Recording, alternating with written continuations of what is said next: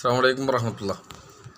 പ്രിയപ്പെട്ടവരെ, ഇന്ന് ഞങ്ങളുടെ മഹല്ലിൻ്റെ ഖത്തീബ് 3 പതിറ്റാണ്ടിലപ്പുറം 33 വർഷം പൂർത്തീകരിച്ച് വലിയ ഒരു നീണ്ട കാലം ഞങ്ങളുടെ മഹല്ലിന് നേതൃത്വം നൽകിയ പ്രിയപ്പെട്ട ഖത്തീബ് അബ്ദുറഹ്മാൻ ഫൈസി ഉസ്താദ് നമ്മുടെ ഈ പള്ളി പുനർനിർമ്മാണം കഴിഞ്ഞ് 3-ാം തീയതി ഉദ്ഘാടന കർമ്മം നിർവഹിക്കുകയാണ്. അപ്പോൾ ഉസ്താദിൻ്റെ ഓർമ്മകളിൽ അദ്ദേഹം വന്ന ഈ 3 പതിറ്റാണ്ടിനിടയിൽ അദ്ദേഹത്തിൻ്റെ അനുഭവങ്ങളും അതുപോലെ തന്നെ പള്ളിയുടെ ചരിത്രങ്ങളുമൊക്കെ അദ്ദേഹം ഇവിടെ സൂചിപ്പിക്കും. അതിന് വളരെ സ്നേഹത്തോടെ ബഹുമാനത്തോടെ ഉസ്താദിനെ ആദരപൂർവ്വം ക്ഷണിക്കണം. ബിസ്മില്ലാഹിർ റഹ്മാനിർ റഹീം. അൽഹംദുലില്ലാഹി റബ്ബിൽ ആലമീൻ വസ്സലാത്തു വസ്സലാമു അലാ സയ്യിദിനാ മുഹമ്മദിൻ അഷ്റഫിൽ മഖ്ലൂഖീൻ വഅലാ ആലിഹി വസഹ്ബിഹി അജ്മഈൻ. പ്രിയമുള്ള മുസ്ലിം സഹോദരന്മാരെ, സഹോദരിമാരെ, അസ്സലാമു അലൈക്കും വറഹ്മത്തുള്ളാഹി. എളിയവനായ ഞാൻ ഇവിടെ സേവനം താഴക്കോട് മഹല്ലിൽ ഖത്തീബായി സേവനം ആരംഭിച്ചത് 1991 മെയ് 6-ാം തീയതി മുതലാണ്. അറബി കണക്കിന് അഥവാ ഹിജ്റ കലണ്ടർ പ്രകാരം 34 വർഷം പൂർത്തിയായി. മറ്റ് ക്രിസ്താബ്ദം 33 വർഷം കഴിഞ്ഞു. ഈ കാലയളവിൽ ഈ മഹല്ലിൽ ഉണ്ടായ പുരോഗതിയും എനിക്കുണ്ടായിരുന്ന അനുഭവങ്ങളും പങ്കുവെക്കുക എന്നാണ് എന്നോട് ഇതിൻ്റെ നിർദ്ദേശിച്ചത്. ഒരുപാട് അനുഭവങ്ങൾ എൻ്റെ ജീവിതത്തിൽ ഈ 33 വർഷം കൊണ്ട് സംഭവിച്ചിട്ടുണ്ട്. ഈ മഹല്ല് എന്ന് പറഞ്ഞാൽ മഹാനായ ഖുത്ബുസ്സമാൻ അസ്സയ്യിദ് അലവി മമ്പുറം മഹാനവർ തങ്ങളവർ റളിയല്ലാഹു അൻഹു മഹാനവറുകളുടെ കൈകൊണ്ട് കുത്തിത്തറച്ച് ബഹുമാനപ്പെട്ട ഇന്നാട്ടിലെ അന്നത്തെ ഒരു പ്രധാന വ്യക്തി മഹാനവറുകൾ പള്ളിപ്പണി പൂർത്തിയാക്കുകയും അതിൻ്റെ ചെലവിലേക്ക് വേണ്ട വരുമാനത്തിനുള്ള സ്ഥലങ്ങൾ വഖഫ് ചെയ്യുകയും ചെയ്ത ഒരു മഹാനാണ്. അല്ലാഹു സുബ്ഹാനഹു വ തആല അദ്ദേഹത്തിൻ്റെ ദറജ പരലോകത്തിൽ ഉയർത്തി കൊടുക്കുമാറാവട്ടെ എന്ന് പ്രാർത്ഥിക്കുകയാണ്. അതിനുശേഷം 100 വർഷങ്ങൾ കഴിഞ്ഞുപോയി. ഈ മഹല്ലിൽ അന്ന് മുതൽക്ക് തന്നെ ദീനീ സേവനങ്ങളും ദീനീ പഠന സംബന്ധമായ ദർസി കാര്യങ്ങളെല്ലാം ഇവിടെ നടന്നു പോരുന്നുണ്ട്. അതുകൊണ്ട് തന്നെ പ്രമുഖരായ ധാരാളം പണ്ഡിതന്മാർ ഇവരെ ദർസ് നടത്തുകയും പ്രധാനമായും നമ്മുടെ ബഹുമാനപ്പെട്ട കുഞ്ഞലവി മുസ്ലിയാർ നവ്വറല്ലാഹു മർക്കദ മഹാനവറുകൾ സുദീർഘമായ കാലം നമ്മുടെ ഈ മഹല്ലിൽ ഈ പള്ളിയിൽ ദർസ് നടത്തി. നമ്മുടെ മഹല്ലിലെ സ്ഥാപനത്തിലും ദർസ് നടത്തി.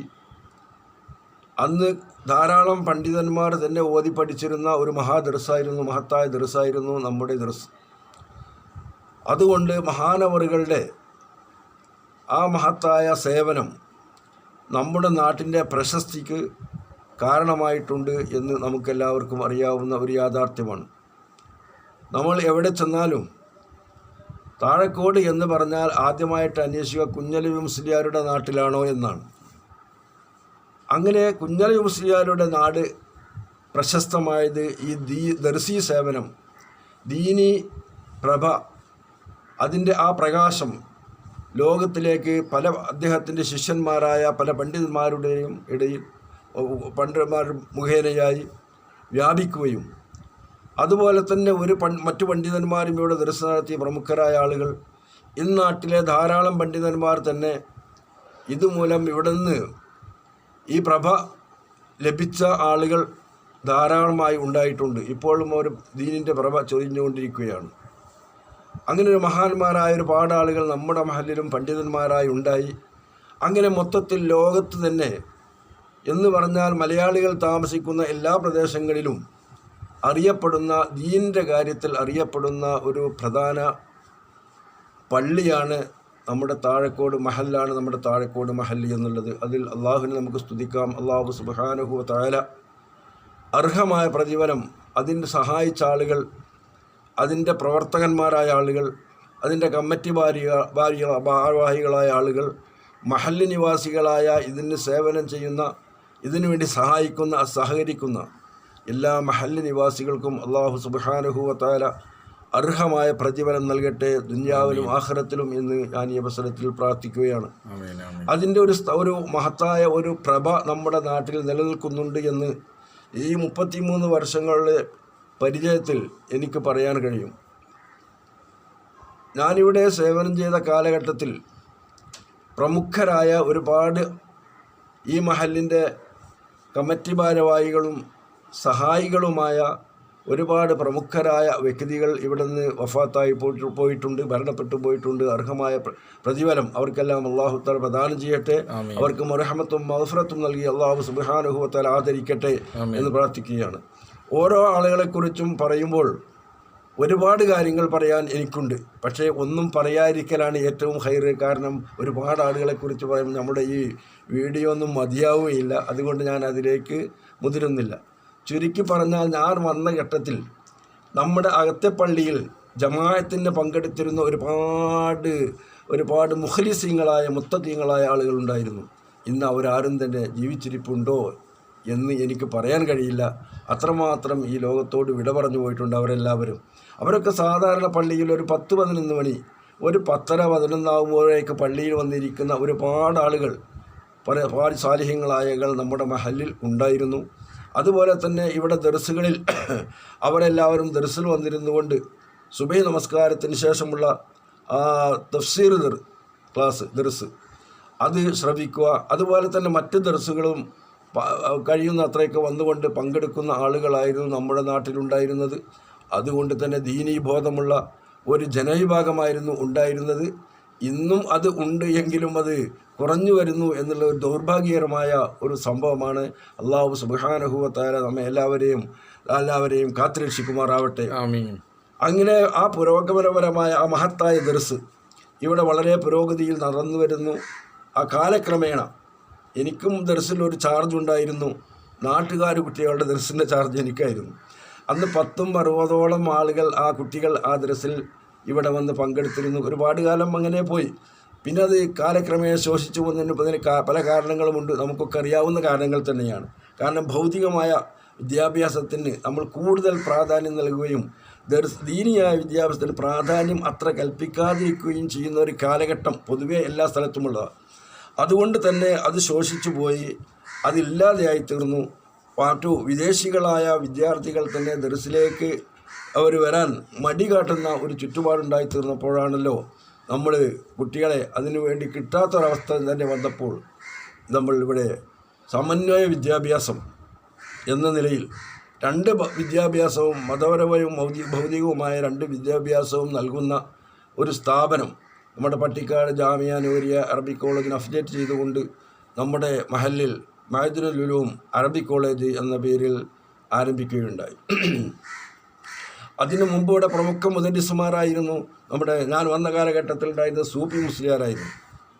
അതുപോലെ തന്നെ അതിനുശേഷം പ്രമുഖരായ പലരും ഉണ്ടെങ്കിലും ആ കൂട്ടത്തിൽ പ്രധാനമായിട്ടും നാം പറയേണ്ട OT മുസ്ലിയാർ, നവ്വർ അല്ലാഹു മർക്കദ, അതുപോലെ തന്നെ നമ്മുടെ പ്രമുഖനായ കൊളത്തൂർ കുഞ്ഞി മുഹമ്മദ് ഫൈസി, അദ്ദേഹം ഇപ്പോഴും ദീനി സേവനം, ദർസി സേവനം ചെയ്തുകൊണ്ടിരിക്കുകയാണ്. ദീർഘായുസ് അല്ലാഹു തആല അദ്ദേഹത്തിന് നൽകുമാറാവട്ടെ. അങ്ങനെ ഒരുപാട് ആളുകൾ, എല്ലാവരെയും ഞാനിവിടെ വിശദീകരിക്കുന്നില്ല, നമുക്കൊക്കെ അറിയാവുന്ന ഒരു കാര്യമാണ്. അങ്ങനെ കാലക്രമത്തിൽ അത് നമ്മുടെ അറബിക് കോളേജായിട്ട് രൂപപ്പെടുകയും അങ്ങനെ നമ്മുടെ പഴയ മദ്രസ എന്ന് പറയുന്ന ദർസ് മുജലയൂസിലായ ദർസ് നടത്തുന്ന ആ സ്ഥാപനം കുട്ടികളെ ഉൾക്കൊള്ളാൻ മതിയാകാത്തതിൻ്റെ പേരിൽ നമ്മൾ കോംപ്ലക്സ്, നമ്മുടെ അഭിമാനമായ സ്ഥാപനമാണല്ലോ നമ്മുടെ മഹലിൻ്റെ ഷോപ്പിംഗ് കോംപ്ലക്സ്, അതിൻ്റെ താഴ്ഭാഗത്തേക്ക് ഗ്രൗണ്ട് ഫ്ലോറിലേക്ക് അതിൻ്റെ ദർസ്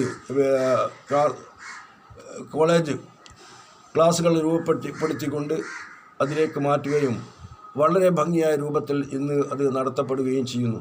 150-150ഓളം വിദ്യാർത്ഥികളുള്ള